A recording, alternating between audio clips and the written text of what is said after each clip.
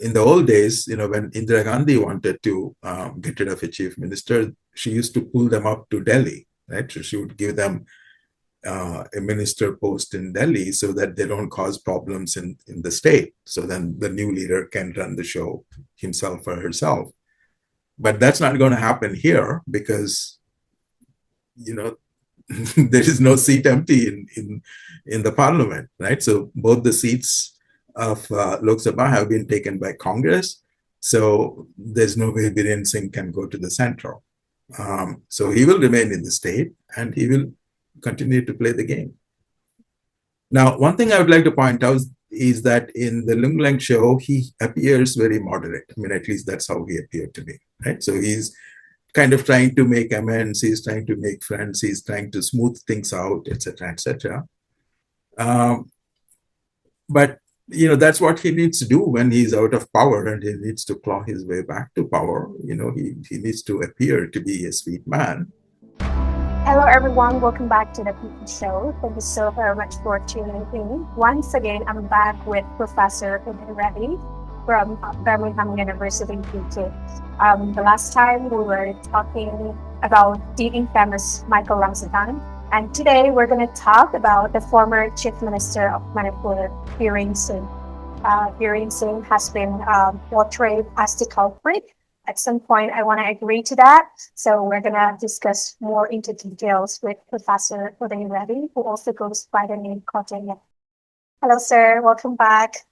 Hello. Nice to see you again, Pippi. Thank you. Thank you. Thank you so much for taking out your time and coming to my talk show. I think this is the third or fourth time. And every time we meet and we talk, you impart knowledge and wisdom. And thank you so much for that. Like I've mentioned today, we're going to talk about the former Chief Minister of Manipur. So straight to the question, what was Biren Singh's role in the Manipur violence? In your opinion, is he as innocent as he claimed, or did he orchestrate them? Yeah, I mean, all the evidence points to the idea that he orchestrated them. So Just elaborate. Let's think about what evidence there is, right? So there are three kinds of evidence, I think. The first is all the things that happened before May 3rd. So we have very good knowledge of that, and explain a little bit more about that. And the second are the statements that he has made himself. He gave an interview to the Indian Express way back in October 2023. And more recently, he gave an interview to Lung Lang, who runs a similar show to you on YouTube. It's called Lung Lang Show. So that was that. So there we have, his own statements as to what he did in public. So in public, you don't reveal everything. You tell only the things that you think are good, right? So the good things that he believes he did, so we can use that as a second piece of evidence. And the third piece of evidence is what came out in Manipur tape. So there it was a private conversation, so it has revealed a lot more about what he was, intending to do, right? So we have these three pieces of evidence. And in addition, we have many, incidents that have happened during the violence itself. And PUCL, People's Union of Civil Liberties, they collected testimony from over 150 victims and other experts as well. So we have their report, which came out a few weeks ago. So based on all this evidence, we can say that, Biren Singh, if not the prime orchestrator, he certainly had a very central role. But if not him, who else, right? So the PUCL report says that the violence was orchestrated, premeditated, etc. So they're very emphatic that it was not spontaneous. It did not just happen on its own. They claim that it was orchestrated. So if he's not the one, since he's the primary power in the Manipur state government, who else did it? Well, some people put the blame on central government, and that's arguable as to how much role the state government had and the central government had. But it's certainly not the case that the state government just, was helpless, right? That is the claim that some Meitei politicians are now making, including Bimola Koijam, for example. But that is, that's not believable at all. So let us drill into what kinds of things people said, right? So the first one I said, things that happened before 3rd May. So on 6th May, right, so there's a journalist called Biren Singh, the Meitei journalist. He's the editor-in-chief of the Frontier Manipur, which is a news website. So he wrote an article in Frontline on 6th May, within a few days of the beginning of the violence, with the title, "What is really behind the violence in Manipur?" So he enumerated a number of these things that happened, before May 3rd, which instigated the violence. And the second article of similar kind was by Anshuman Chowdhury, who was a research fellow of a think tank called Center for Policy Research in Delhi. He's an expert in Northeast and Myanmar. So that is his field of expertise. He's not there anymore. Right now, he has taken time off to do a PhD. But he has written several articles about Northeast, especially Manipur and the Myanmar crisis. So he wrote an article towards the end of June saying targeting of cookies was the main reason behind Manipur violence. And so if targeting cookies was the reason, who did the targeting? Okay, so these are the things that, that I have studied very early on when I started writing the Wikipedia page for it. So there were 3 things that that have come up, right? One is hounding, what Biren Singh calls poppy cultivation. That was one. And second, forest encroachment, what he calls forest encroachment. And thirdly, things that he calls illegal immigrants, right? So these 3 were kind of linked, right? So many times he has also said that illegal immigrants from Myanmar are the ones who are doing poppy cultivation, and they're also the ones who are doing drug dealing, and they're the narco-terrorists, and they're also the ones who are doing encroachments into forests. So, he kind of linked up all of these. And many Meitei commentators have also done the same, right? So these 3 things that he acknowledged publicly as being causes of the war, and he was acting against all of those during the months and years preceding the violence. Now, what did those actions do? Well, first of all, they put onus on the cookies, and cookies were feeling enraged that he was doing all this to them. He was targeting them. And secondly, Meiteis started believing all the stuff that he propagated, and therefore their minds were poisoned against the cookies. So from both the sides, he created antipathy between the 2 communities, and that eventually blew up on 3rd May. Right? So even if we don't believe that on 3rd May the Meiteis instigated the violence, we never know, who started the violence. But all these factors which happened before contributed to the instigation of the violence. Okay, so that is the first part. The second part, so his own public statements. So here is a little extract from the Lungleng show. So I'm also giving you the exact time. It is 17 minutes, 46 seconds. That's where this segment comes. So here Biren Singh says, I started in 2018. Okay, I want everybody to note this date, 2018. The war on drugs, since 2018. War on drugs and the identification of illegal immigrants. Okay, so he was trying to identify quote unquote illegal immigrants in 2018. I went to Delhi taking some satellite mapping. Satellite mapping, you might have seen it. So many new villages were coming up in particular, some 2 to 3 districts, not all districts. So then Lungleng asks, so you once claimed that there are 996 villages added since 2006. Yes. How authentic is that, sir? That is through the satellite. Government record is all ready. From time to time, we are collecting it. But satellite mapping is not. They cannot see it. Not clear what he says. They cannot lie. So after that, I went there in Delhi. Okay. So in 2018, he says he went to Delhi. I met the leaders. When they saw it, they also said, oh, this is a deep matter. I want to make it shorten. They advised me, you do like this. In the border area, border state, every SP, that is Superintendent of Police of a border district, is equivalent to an FRRO, Foreigner Registration Returning Officer, as per the Indian Forest Act. So under the provision that advised me, start identification of illegal immigrants. Okay, so this is what this is what he says happened as early as 2018. Now let's recap and think about how the politics played out, right? So in 2017, BJP came to power. Actually, it is NDA. BJP did not have the majority. I think it had 24 seats or something. So in alliance with parties like NPP, etc. NPP is National People's Party, which was started in Meghalaya, right? So in alliance with NPP was probably the biggest partner, but there were others also. So he formed a coalition government. So he did not have that much power because he was dependent on other parties as well. And therefore, he had to be moderate. In 2022, when he came back, with absolute majority of the BJP, then he had a free hand. So he admits it himself, right? So he says, fortunately, people re-elected me.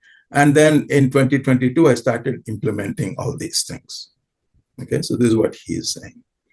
So, so the main thing I get from this is that he noticed, as soon as he came to power, that there were a lot of new villages in the Kuki areas. And he says in Naga areas, they were not there. And he has a precise number, 996. It's not so precise because in other occasions, he gave a slightly different number. But in all cases, it was somewhere around 900.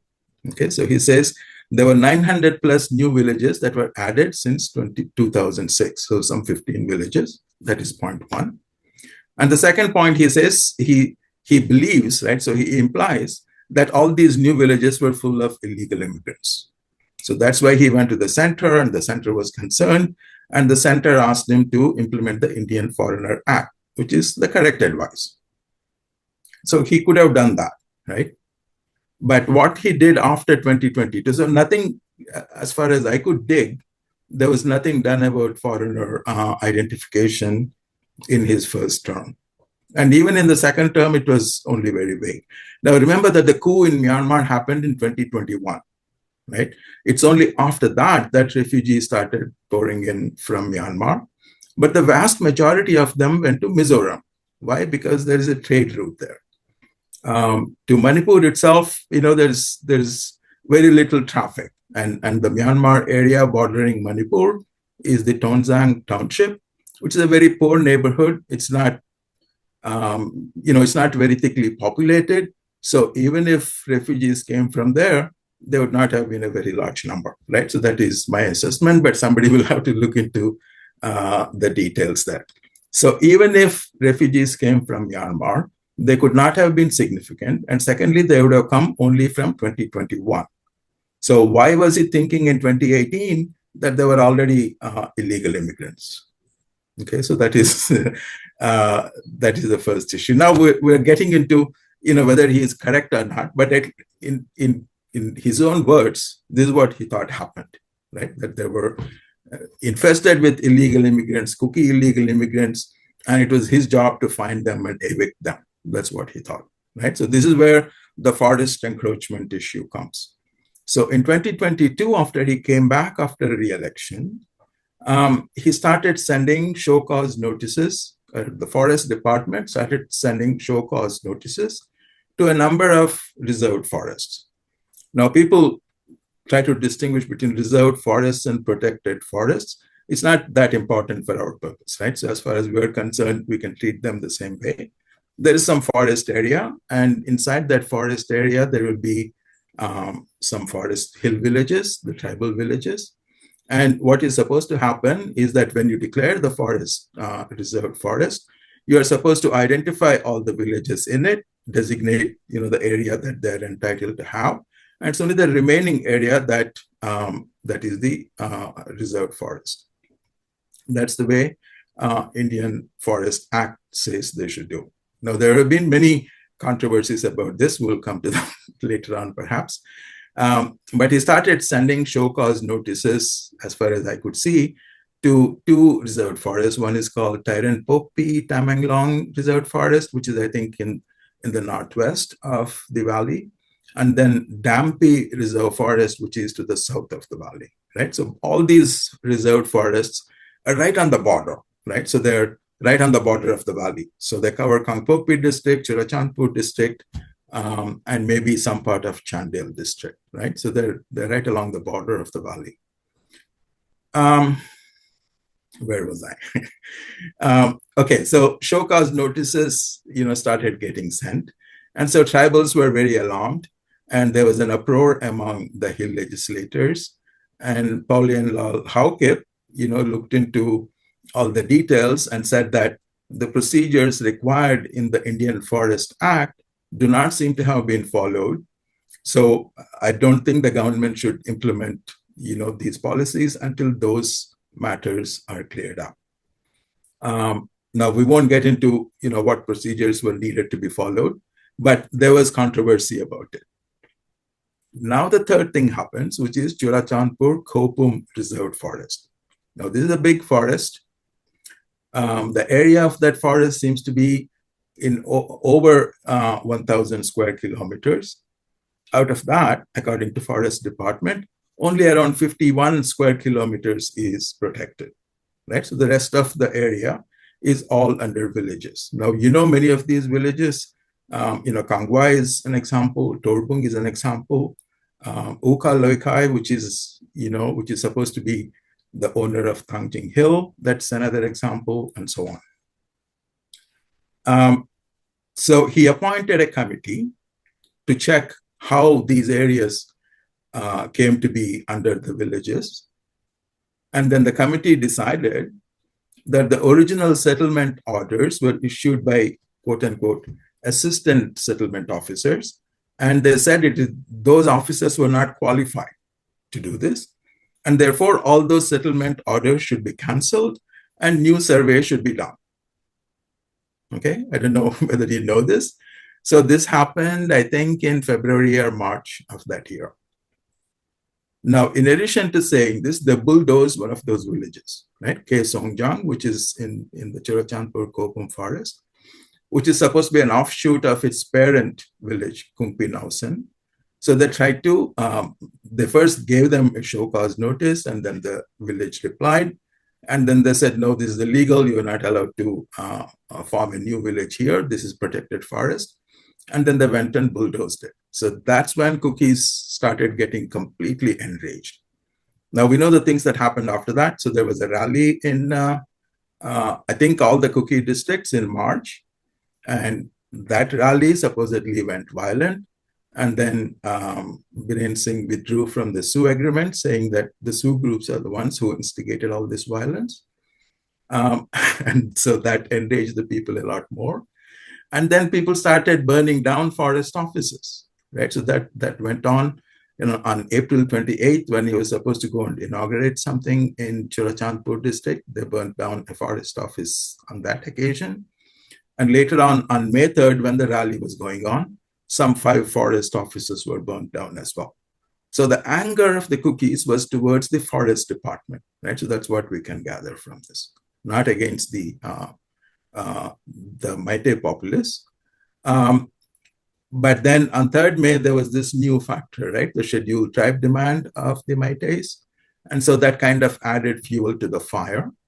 And so, that's kind of how the violence started on 3rd May.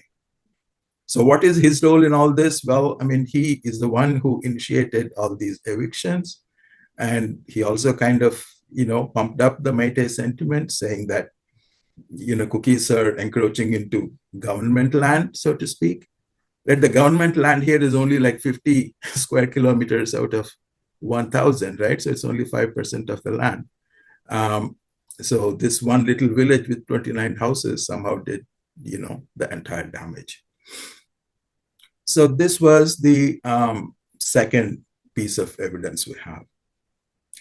And the third one in Manipur tapes, where he expresses more freely whatever, feelings he had.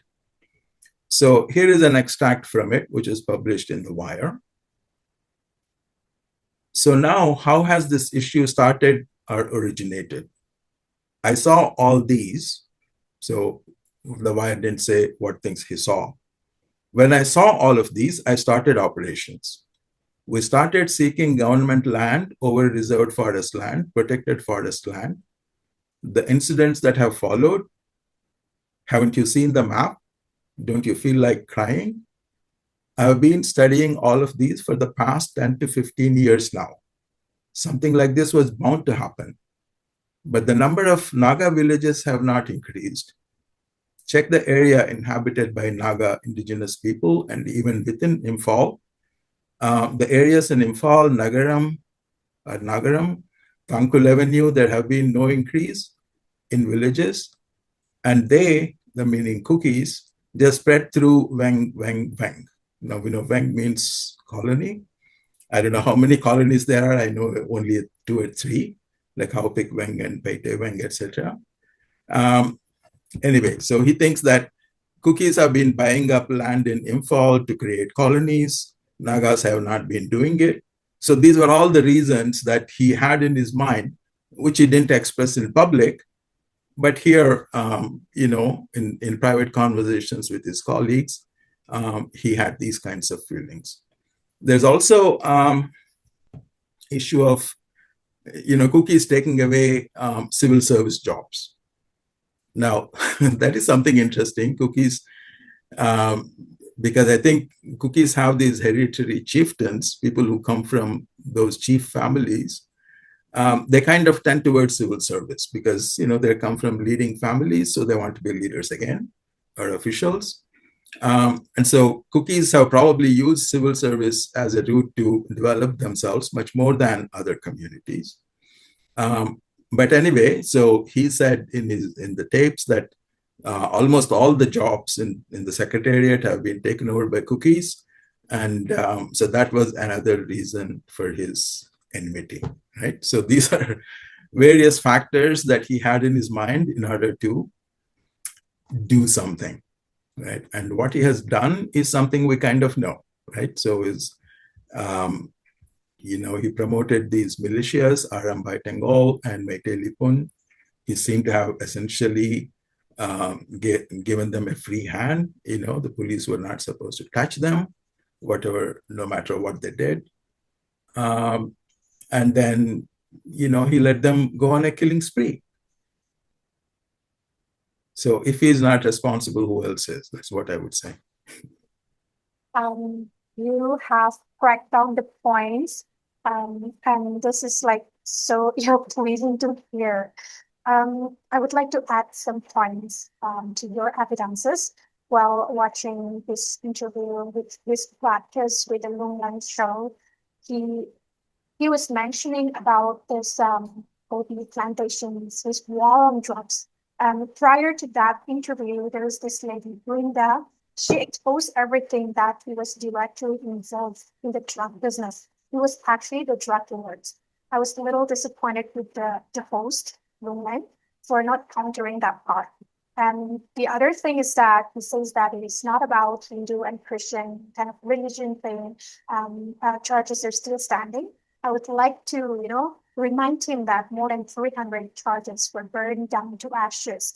And regarding the Kuki population increase in Imphal, we do know that in the 90s there were civil war or like ethnic conflict between the Kukis and the Nagas, and so many Kuki villages were, vanished, and these population resettled. They were exodus from the Naga areas, from Temangno district and other parts of the Naga areas. They were chased out, so they are somehow settled in Kangpopi or Churchanpur or maybe in Imphal Valley, like you say, Hauki Bang, Paiko Bang, Kongsai Bang, that leads to the increase of the Kuki population in the Imphal city. That's a fact. There was a war that happened in the 90s. So despite knowing everything, why is he trying to ignore all the facts and just come up with a mere conclusion? And your last evidence is the cookies are taking away the civil services. We did not get the job just like that. We worked hard. If you want a good job, a prestigious job, then you have to work hard. There's no substitution to hard work. The government, the people don't favor the cookies. The cookies deserve, which is why they got the job. And it is so juvenile on his part to say such thing, a chief minister, right? So let's move on. I was just adding your point. One more point about that, right? So the scheduled caste, scheduled tribe reservations, they're proportional to the population, right? So if there's 20% or 40%, I don't know how many jobs they have reserved for scheduled tribes, but scheduled tribes are 40% of the population. So they're, quote unquote, entitled to 40% of the jobs, and the reservations do not exceed that. So nobody is giving away, jobs unreasonably to the backward communities. The Constitution is only giving them proportionate amount of jobs. So that's something people need to keep in mind, right? So this debate kind of comes up, all over India. Reservations are not only in Manipur. So whenever this debate comes up, I'm at pains to point out that the jobs that have been allocated to them are in proportion to their population. So they're not in excess of the population. So we have no reason to be disgruntled about that. Yeah. You have also mentioned about the previous report. I really want to discuss in detail, but I have some other points already put down. So maybe we can discuss the previous report in that episode. Yeah. So why do you think the orchestrate the war? Why was he the main culprit? Like, what was his intention? So we kind of, I probably jumped the gun and already told you all about that, right? So his reason seemed to be that... jealousy, or what is it? Yeah, partly. It essentially seems like he was disgruntled. Cookies were taking away the jobs, cookies were taking away government land, cookies were growing like leeches, and they're, harboring illegal immigrants from Myanmar, and they're doing poppy cultivation. So these are all, issues that you get disgruntled about. And he himself was personally disgruntled, and he got the entire Meitei community disgruntled in the same way. So all these arguments have been made again and again, pretty much daily on social media by hundreds of Meitei participants. So the entire, atmosphere, social atmosphere in Manipur has been poisoned. And he's the main one who initiated all this. He's not the only one. There were also these civil society organizations. There was Federation of Haumi, right? So yesterday there were, pictures of this quote unquote indigenous pillar that they erected, in which all the Meitei clans are listed, and old cookies and Nagas are listed, and all the cookies are left out. So those are all supposedly the indigenous communities of Manipur. And all cookies are apparently people who came from elsewhere, right? So that is their claim. Now, there are no trained historians in there. Which is good in some ways, because the cookies are no longer part of Manipur. We will stand strong and firm in our demand for a separate administration. So once we get this, like, why do we care, right? But then I feel pity for Michael Lamzakang and his team, because I have seen the same thing. Tado was missed out. So we'll come to that. Maybe you're not upset, but he shamelessly stepped down from his position as the chief minister. Do you think, like, he will come back to power? Before the answer to my question, when Yung Lang was, mentioning about his audio tap, he was like, time will tell, and then he was like, God knows the truth. Damn it, not just God, everybody knows the truth. The court, it's proving that more than 90% is authentic. And he was like shamelessly saying that God knows the truth. Not just God, everybody knows the truth. So after all this, do you think with the influence of the center, will come back to power or not? BJP is still the majority party, and it can elect him as the leader anytime, they want. And then, he will automatically come back to power. So there's nothing stopping that. So, as you know, he's in Delhi right now, along with a whole bunch of MLAs. I don't know how many, but the number keeps growing every day. And there was also one MLA who seems to be respectable, who has said that if the center doesn't meet our leaders, then I'm going to resign from the party. I'm going to resign from the legislature. So that was a very, direct threat. So the center is going to listen to them, and they're going to make a pitch for forming a new government. So today I got in on social media a rumor saying that somebody called Thokchom Satyabrata Singh was proposed as the leader. I don't know if you have seen that. So it is a rumor yet, but we'll get to know in a week's time. But no matter who is the actual chief minister, the real power behind them is going to be Biren Singh, because he is influential, and he is an MLA. He's going to be there in the legislature. And he, controls all the other politicians. He controls the police. He controls the civil servants. And so the influence that he has built up since 2017 is enormous. So he's going to be the main, main person running the show, no matter who is officially the prime minister. In the old days, when Indira Gandhi wanted to get rid of a chief minister, she used to pull them up to Delhi, right? So she would give them a minister post in Delhi so that they don't cause problems in the state. So then the new leader can run the show himself or herself. But that's not going to happen here because, there is no seat empty in the parliament, right? So both the seats of Lok Sabha have been taken by Congress. So there's no way Biren Singh can go to the central. So he will remain in the state and he will continue to play the game. Now, one thing I would like to point out is that in the Lung Leng show, he appears very moderate. I mean, at least that's how he appeared to me, right? So he's kind of trying to make amends, he's trying to make friends, he's trying to smooth things out, etc., etc. But that's what he needs to do when he's out of power and he needs to claw his way back to power. He needs to appear to be a sweet man. But even with all that, in the end, when Lung Leng asks him, "What will you say to the cookies?" Right? My expectation was that he would apologize in some way. But what he said to cookies is that I want you to accept NRC. Yeah, so he's still sticking to the same old agenda, right? So he still thinks that cookies have brought in a lot of illegal immigrants from Myanmar. Why would Myanmar people come to live in Manipur? It's perfectly fine in Myanmar. And they have lived in their lands for centuries, just like, the cookies in Manipur have lived for centuries. So they're perfectly well settled. The only, influx that has happened is since 2021, when there is a conflict there and people have been fleeing a war zone. And on humanitarian grounds, we are supposed to give them shelter. And the state government did not do it. And therefore, I expect that the border villages in the Kuki areas, they sheltered them.